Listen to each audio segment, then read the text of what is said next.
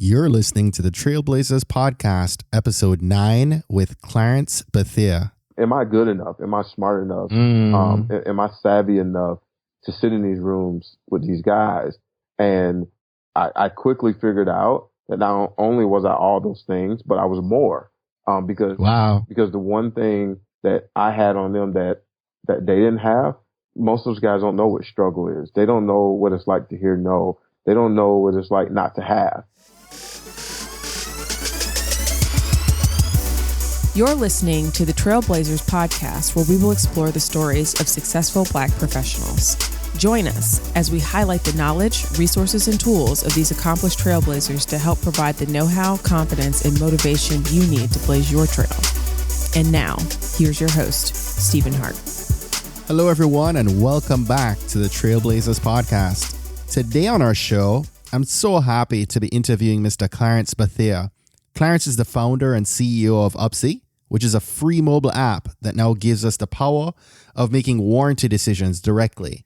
Now, as a user, we have access to purchase warranties or start a claim process directly through their app or website, and coverage information, which includes your product receipts, are stored for easier management and tracking directly inside the app.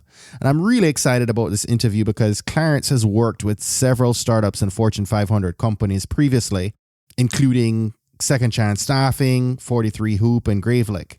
So, as Clarence tells the story, he had this frustrating laptop experience and realized there was a significant opportunity to reinvent the warranty industry. And so, using his wealth of business knowledge and newfound passion for improving the warranty experience, he worked to make warranty purchasing simple, fun, and educational for consumers. And so with today's episode, he shares some of his backstory on getting Upsie going, and how he talks through how he raised funds and how he marketed the product. And we discuss some of his fears and challenges and much, much more. So I won't waste much more time talking. Let's just go ahead and dive into today's episode. Clarence, welcome, and thank you for being our guest on today's episode. Thank you so much for having us. We're honored to be on today. Awesome. So I've shared a little bit about you in our intro, but we really want to get beyond the polished bio and connect with you.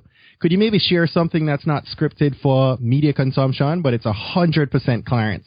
Clarence is a really, really simple guy, right? Like I don't want much. I really just want to work hard, take care of my family, take care of our team. I guess I'm less about the frills and the nice stuff, and I'm more about just the grit and the grind of things. Right. And I think a lot of people, they don't know that about me because, I'm not talking much. I'm just kind of head down and I'm grinding it out. Let the hard work do the talking. Yes, for sure. That's right. So Clarence, for everyone, and I mean everyone listening to today's episode, Clarence has created something for us all.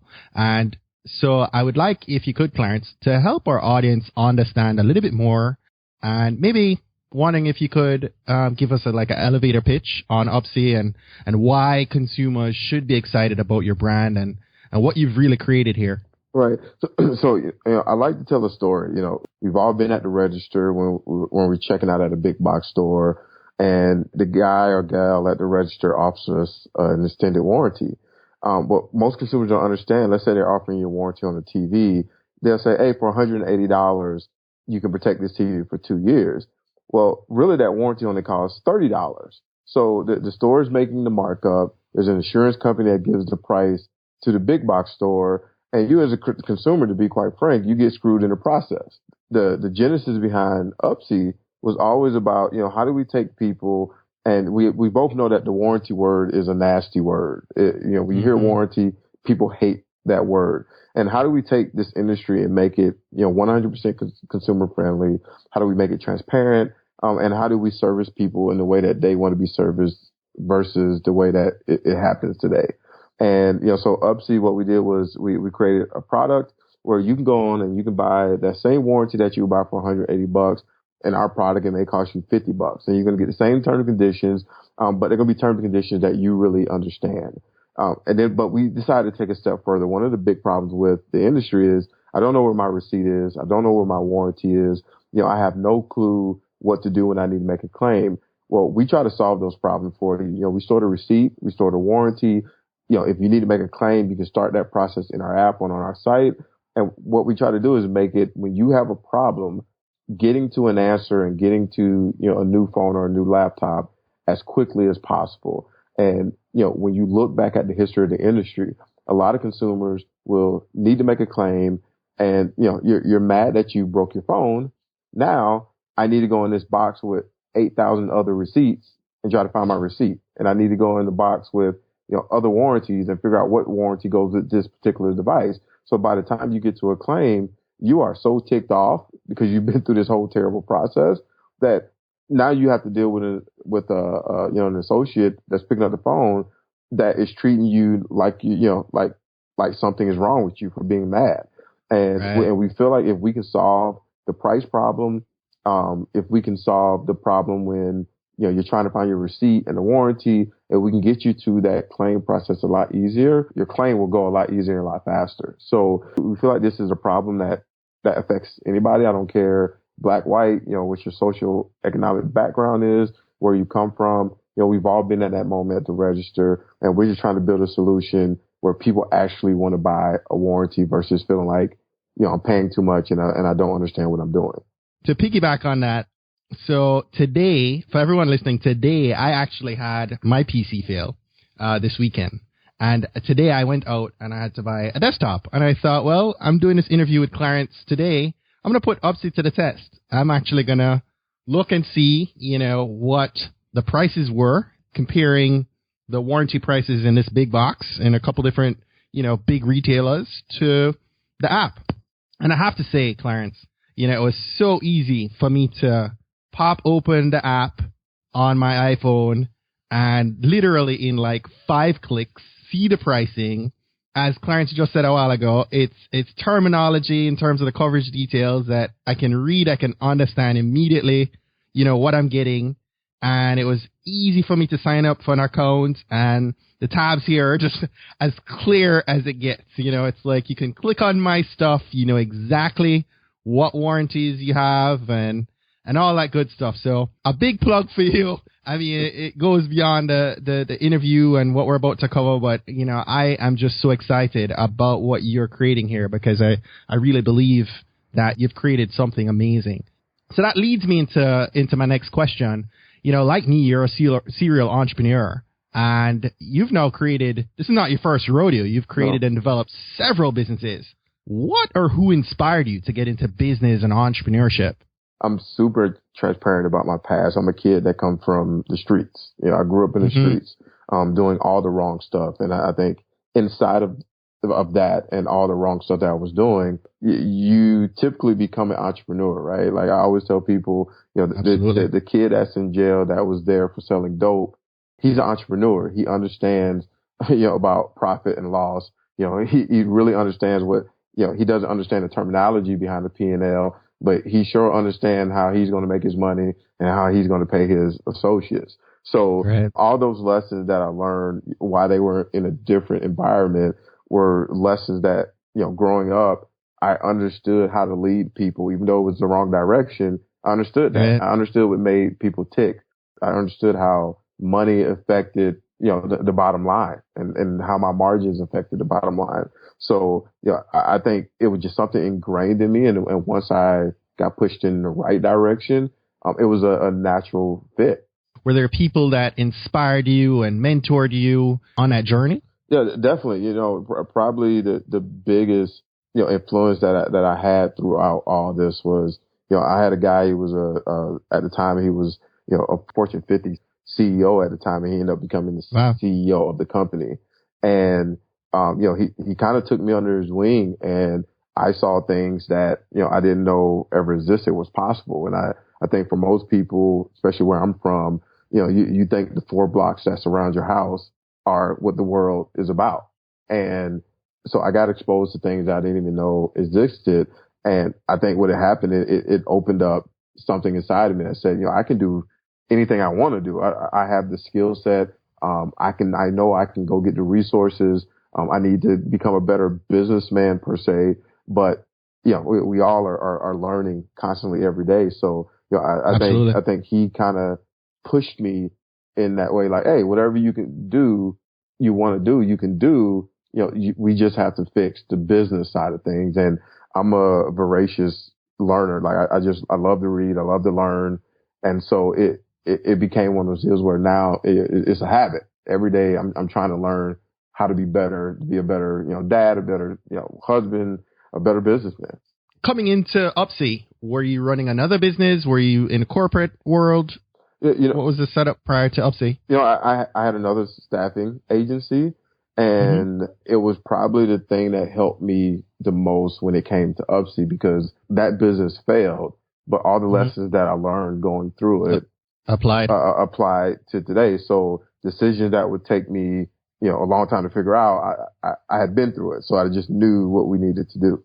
That's good. So did you actually require funding to get Upsie started? Yes. So we raised, before we had, a product, before we had a business plan, we raised about 1.3 million in funding. And I think more because we were dealing with a problem that affected everybody. So investors, they've been through it too, and they saw the opportunity. How did you go about that process? Is that the first time that you actually went about the process of raising assets for a startup? Oh, so it was my second, but the first one I had only raised 125 grand. So it was on a much smaller scale, but I guess I had to kind of learn, what it took from the beginning anyway to do it. So, I just went out and pounded the pavement, used my network and, other investors, talked to other investors that were really excited about the idea. So maybe for somebody else who's thinking of a startup of their own, could you maybe walk us through that process? Is that very involved? Is there, a lot that goes into having a strong backbone before approaching investors? Yeah, I mean, you should probably set aside 90% of your life when you go out and raise, because that's what it takes. Wow. And you have to be really, really focused on the raise and knowing your numbers and, knowing what you're about. And obviously it all depends on what stage of your business you're in. Obviously I was pre everything. So, my story had to be really tight. But even now, as we're learning to go out and raise our next round, it's amazing how it's changed from, just telling a great story to now telling a great story and having your numbers in place and having a strong team. So, I would encourage anybody who's going out, right now, no matter what stage you're at, make sure your story is right. Make sure you understand your market. Make sure you understand who your customers are and where you're going to find them at. And I think if you know those things for the most part, depending on what stage you are, you can find somebody to invest in you. We like to talk about fears on the podcast. And I was thinking, if you could maybe share a story with us about a fear that you had in the past while setting up Upsie, and talk us through what you did to overcome it. I think for me, the biggest fear that I had, and I'll try to put it in the story form, when I was out raising money, so I finally raised money, and we were, we were battling with the industry because we needed a partner to do this with. And one of the things going into those meetings, you're walking in with, some of the biggest insurance companies in the world. And here I am, I'm a young African-American dude from the streets of Atlanta. And, I knew I was going to walk in a room with, more polished and, guys who've been doing insurance for 30 years. And when you walk in the office, it's, big marble tables and marbles on the wall and all that kind of stuff. I mean, it's pretty intimidating.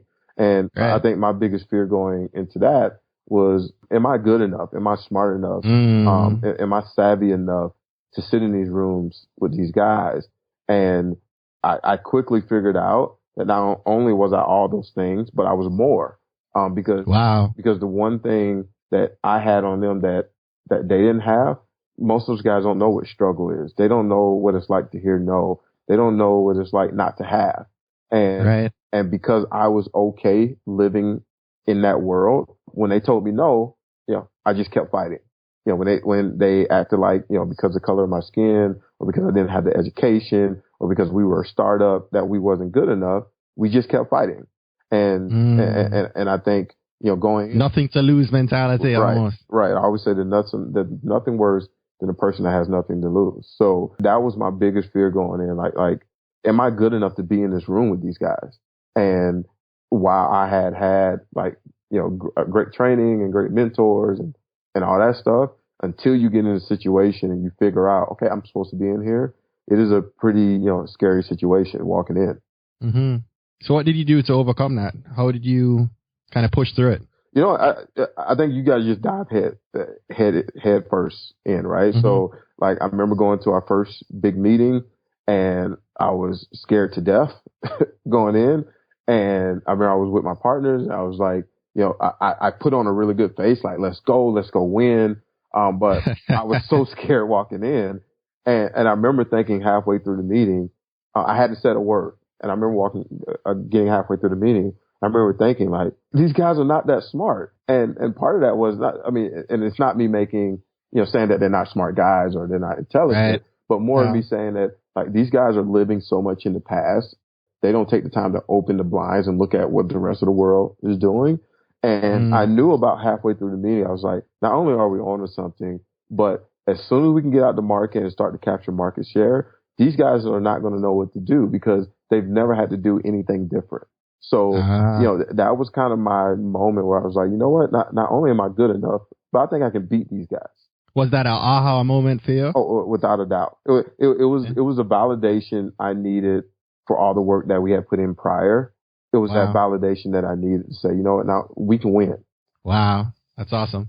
Talk us through some of the cost-effective ways you guys have found, to try and bring brand awareness to Upsie. Because we're obviously a new brand, and because not only we're a new brand, but we're a brand that's doing something totally different than what consumers are used to it being done. Right. We went out with some assumptions. I think any startup that goes out with assumptions, 99% of the time is wrong. So we went out and I'm not shy to tell you, we made a lot of mistakes. we screwed up a lot. But what we were able to do is learn a lot and look at data and really start to figure out, where do we need to be at with our customers for them to see our brand in a way that they feel like it add value to their lives. So, we've been able to put ourselves in position and I'm sorry if I'm kind of talking around, like I'm not going to tell specifics, but we've been able to put ourselves in a position where customers are literally in love with our brand. I mean, we have some ads that we are seeing, 30, 40, 50% return on those, 50 time return on those investments. And we think that's because we're finally putting ourselves in a place where customers are there to buy. And is digital really kind of more of the place that works for you to kind of get that brand awareness out? Yep. So we know when we get in front of customers before they ever think about purchasing, and we tell them the story about how the industry works, we get two very distinct reactions. And one of them you went through today, right? Which was like, holy geez. Like, I didn't know that I didn't know that it was going like this, right? That I was being taken advantage of like this. And it's almost like an anger to a happy feeling. Like, oh, I'm so angry that they're trying to charge me this, but I'm so happy that I have another solution. And so digitally, we're able to tell that story to kind of the mass market. And then by the time they get to the register and they have Upsie ingrained in their mind, literally we have customers that sit at the register, take a picture of the receipt with their phone, and you can see the store associate standing behind the picture. Clarence, today I probably was so rude when by the time the guy came to show me the warranty paper, I was like, no, like, I want no part of this. Right. It was so clear. It was probably like $40 to $190 difference, between the two. It was crazy to me how different, how much more these guys are asking for the same kind of coverage. It's crazy to me. We spoke about some of the people that inspired you, right? On your journey. Do you obviously have investors, but do you have mentors or, like a mastermind, accountability partners that help you keep on track? And, how necessary are they in your day-to-day right now? Right. Yeah. As I mentioned before, I've been fortunate to have, a great mentor that, has been, really instrumental in my life and in my business life. But I think another thing that I've been fortunate with is, I got an unbelievable team of people around me. Whether it's our VP of engineering, our COO, our project manager. Like I just work with some unbelievably smart people. And I always joke around, people say, I'm literally the dumbest person in the room every time we meet. And that's the goal. Yeah. And that's definitely the goal. And it's invigorating to be able to go in the meeting and feel like you're learning something from somebody in your team every time. And so, I'm a big believer in go hunt out people who are way smarter. And I think a lot of people are so scared of that because it's an ego thing or I don't want to feel dumb. And at the end of the day, you soak up so much knowledge and you soak up just so much good stuff and so much positive energy that it puts you in a really, really good place to lead your company. Talk to me about family. What effect has family had on shaping you as an entrepreneur, and how has being a family man, right? How do you balance all of your roles and still maintain a successful business? Right. So I'm a big believer in that. I know that my family, they allow me to do this stuff. I have a 17-month-old daughter. I have a wife that I've been married to for about 8 years, 9 years, something like that. Don't let her listen to this. So, at the end of the day, I know that, I'm not able to do the things I need to do day to day, whether that's, not being home to 10 o'clock at night because I got a startup event at night, or, me coming home crabby because something went wrong that day. You gotta have a really, really strong partner to make this entrepreneur thing work, because it is not as glamorous as people think, especially on your partner. Absolutely. So, for me, just having the freedom to do the things I need to do day in, day out, I feel super fortunate, for that. So, my wife, Jenny, kudos to her because she lets me do what I need to do. People ask me about balance pretty often, and I'm not a big balance person. If you want to win, there's some things are going to have to suffer. And I think it's about finding a partner that is willing to kind of take the back seat for that time being, so you can go and win and do the things that you need to do. So not really big into balance. I'm more into finding the right person to be with, so that you can concentrate on the things that you need to do and go win. Because that's why we're in this, right? We're in this to go win. Absolutely.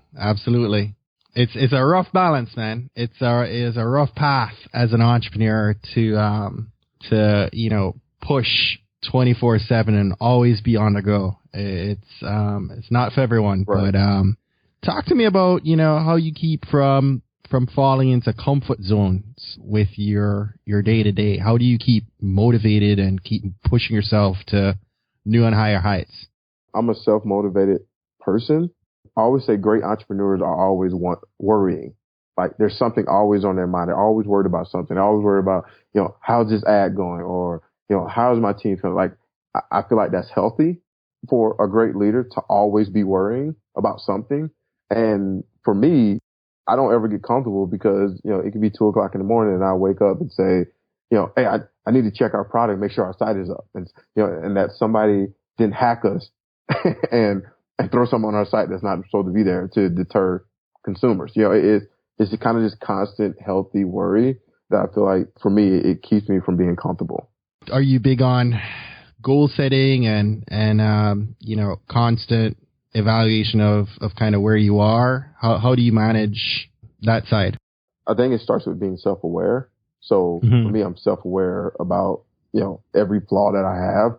I'm a big believer in that the only way you feel those flaws is by bringing on great people. So, right. I try to make sure that, I stay self-aware in everything that I'm doing, whether it's, my marriage, or whether it's with my kid, whether it's with business, just trying to be self-aware so that I always know, Clarence, you have to improve every single day.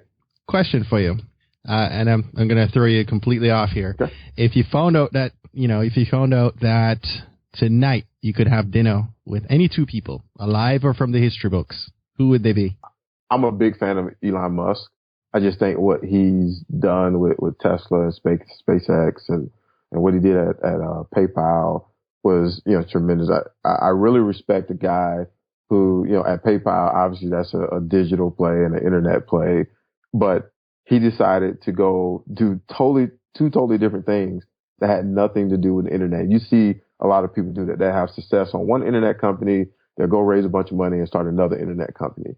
And Right. I see I see why people do that, because it's kind of a natural progression. But, he totally was like, I need to help the world in a different way. And yes, I can go start the next payment company or e-commerce company. But no, I'm going to go do something. I'm going to go build electric cars. I'm going to go build a spaceship that's going to Mars.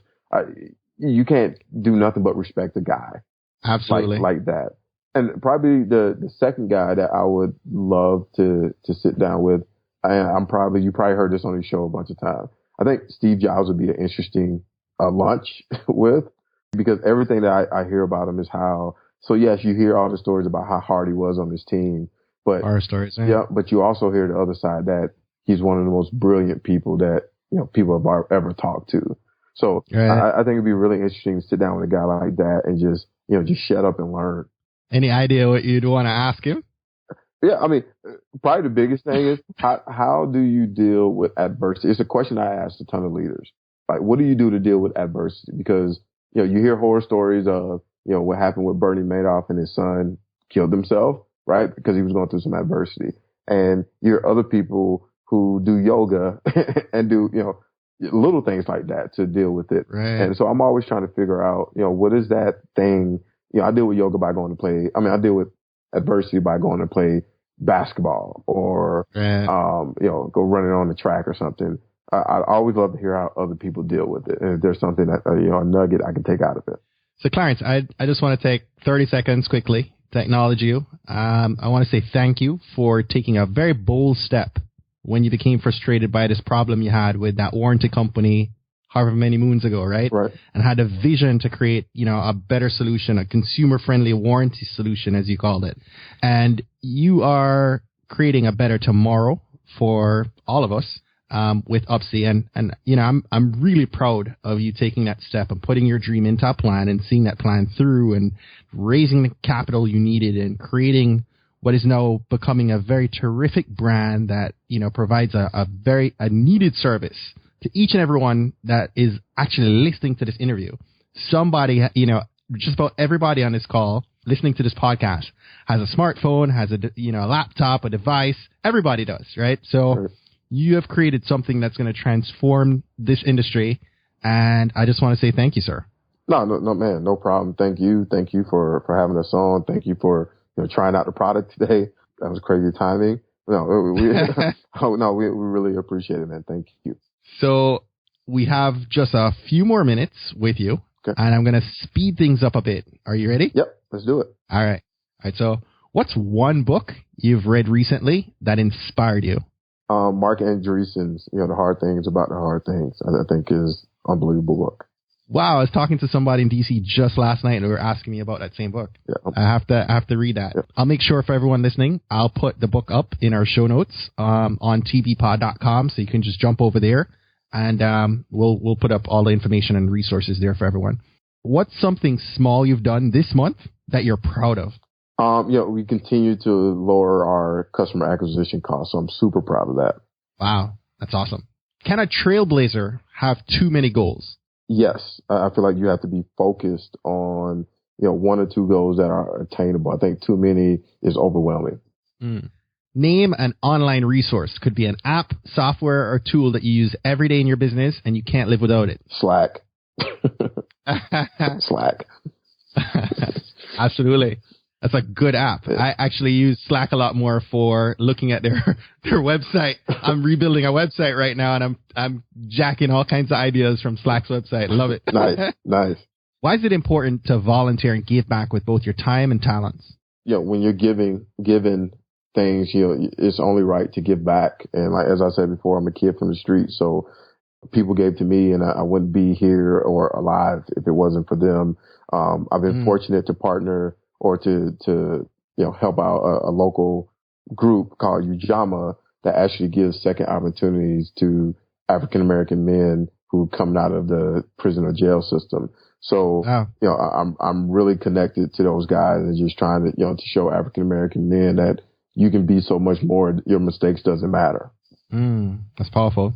Thank you for sharing that.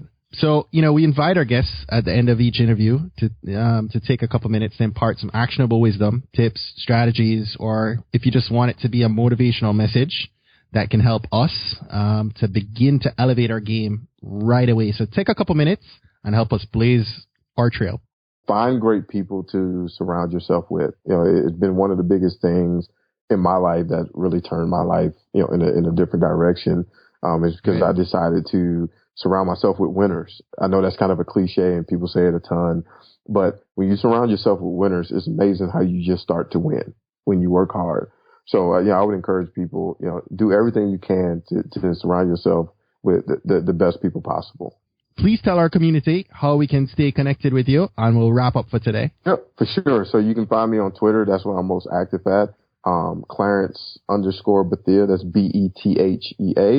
You can also, check us out on our website at upsie.com. If you're looking at our product, we also decided to give out a code because I met you on Twitter. So, we have a 15% off code. That's just Twitter 15, all one word, lowercase or uppercase, doesn't matter. And that gets you 15% off your first purchase with us. So, feel free to, check us out. If you have any questions, ping me on Twitter, and, I'm looking forward to getting any feedback from you guys that I can get. Fantastic. Thank you so very much for taking time out of your busy business and family life to share this inspiring story with us. We appreciate you, and we thank you. Yep. Thanks for having us. Well, that's it, guys. Thanks again for listening to this episode of the Trailblazers podcast. I hope you enjoyed Clarence's story today. I'll post links to his website and social channels along with his recommendations for books and other resources. And I'll put that up on our show notes page at tbpod.com/episode 9. Now, if you enjoyed this episode, please subscribe and leave us an honest review on iTunes, Stitcher Radio, and/or TuneIn. Now, listen up, guys. We're going to be launching a brand new exclusive Facebook group to build a community for like-minded business professionals and entrepreneurs. And if you'd like access, I want you to shoot me an email at steven@tbpod.com or connect with me on Twitter @tbpod. Let me know you want into the community when it does go live. We're looking to let in only those people who are extremely passionate, confident, and ready for success at the highest level. So stay tuned for more information on our private community. Once again, thank you all so very much for listening today. Now rise above and go way beyond to make today great.